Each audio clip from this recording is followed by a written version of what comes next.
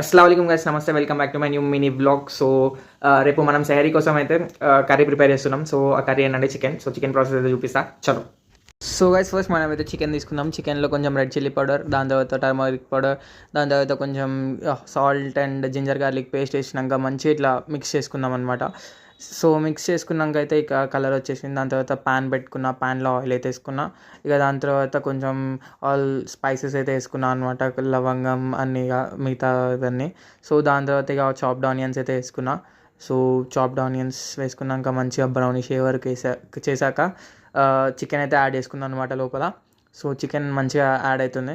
So add అయినాక కొంచెం సేపు కుక్ చేసి మంచిగా ఇట్లా రోస్ట్ కలిపేయాలన్నమాట. దాని తర్వాత ఇట్లా రెడ్ కలర్ వచ్చే వరకు రోస్ట్ అయ్యి ఆయిల్ రిలీజ్ అయ్యే వరకు చూసినాక నేనైతే కొంచెం కర్డ్ అయితే యాడ్ చేసుకున్నా గ్రేవీ కోసం. ఇక కుక్ అయినాక పక్కన పెట్టేస్తే అయిపోతుంది చికెన్ కర్రీ. సో గైస్, మనం సక్సెస్ఫుల్గా చికెన్ కర్రీ అయితే వేసుకున్నాం. Thank you for